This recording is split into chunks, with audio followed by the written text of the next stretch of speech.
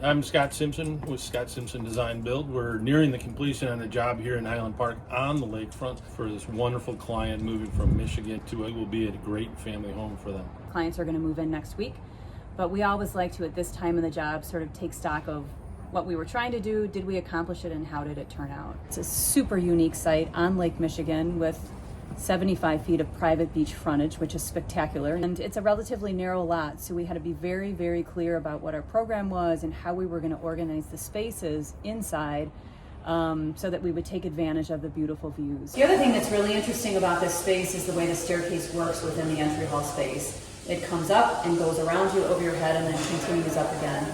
Gives us this feeling of compression where you come in the door, and as soon as you get past this landing, everything opens up to you again. We have a beautiful chandelier, you can see views to the lake, and this notion of compression at the front door is nothing new. It's robbed from Frank Lloyd Wright. So you're saying that this low ceiling here would be called compression? Compression. It's not low ceiling. No, because low ceiling sounds bad. It's compression. You almost have this infinite space feeling up because it's a tall ceiling, and an infinite view looking out because all you see is lake. There's nothing blocking your sightlines here. All you have is horizon. You get a sense of what the house is, but you're in a space that still just feels right-sized. So the windows that we have on the house, as you can see, they're a fixed transom above a casement. And the lower casement window doesn't have any muntins or any divisions in it. It's just a nice big sheet of glass. We actually set the height of that casement and the height of the transom so that when they stood in those rooms, based on their height, and they're pretty tall, that they wouldn't have anything impeding their view. You'll see on the first floor in the porch area, we've got some stone here that was sourced in Wisconsin. There's actually a color palette here that was very conscious. We've got a standing seam metal roof. The gutters and downspouts are the same material that match that color as well. We've got cedar shakes in different sizes and different patterns. You'll see up in the gables, we've got a diamond pattern. So I'm standing in the family room, beautiful lake behind. But when I'm over here, I'm also now standing in the dining room, and beyond me is the kitchen. The way the owner wanted to use this space was to have one big, great open space. So when we have big spaces like this, we want to make sure that you feel as though there is a distinct space for a kitchen, there's a distinct space for dining, and there's also a distinct space for family. And we do that by using trim. So there's a beam that bisects this door right here that separates family space from dining space.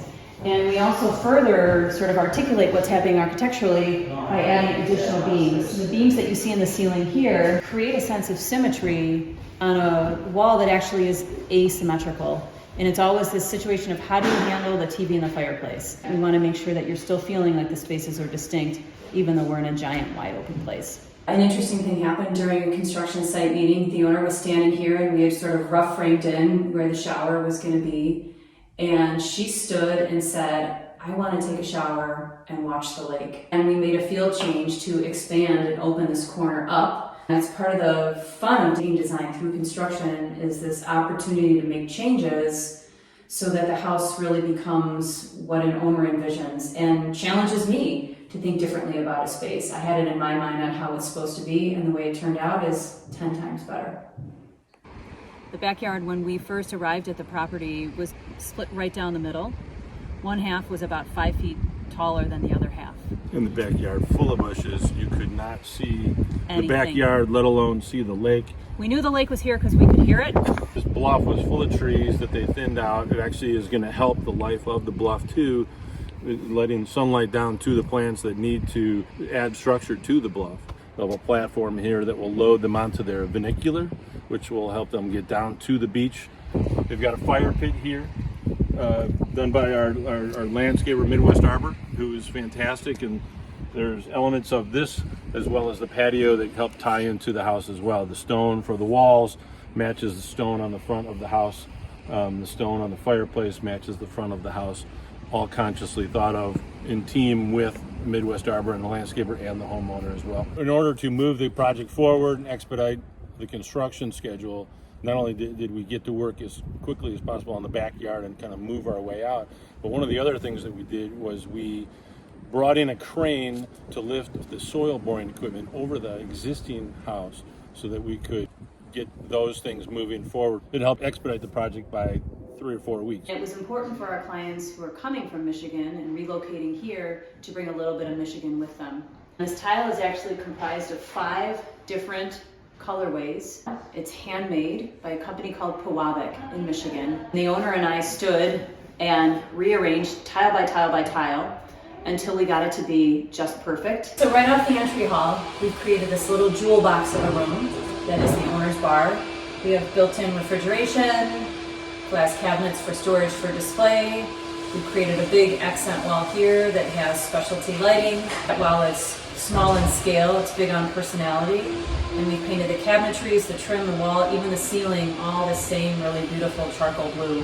And that combined with a beautiful quartzite counter just gives the space a moody personality, a little bit of a darker space compared to the rest of the house, which is really just neutral. So part of what makes this house special too is the fact that we've got an elevator that goes from the basement, first floor, second floor.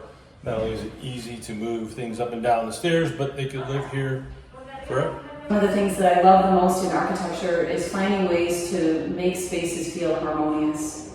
And for me, the easiest way to do that, and what feels the best to me, is symmetry. When you have things on one side being the same as what you see on the other. It's exciting for us to see everything that we dreamt up together during design actually come to fruition. It's not just about the finishes or the lighting or all of those things that are beautiful. It's about the actual construction of the space and making sure that everything that the owner was hoping to achieve has been achieved. It's their house now, and we want it to be their house, but at the same time, we've really owned it for the last year, and it's hard to give up. Yeah, it's the emotional ownership. And so for probably the last month or so, I've been making a little space to let them in. I don't like it, but I have.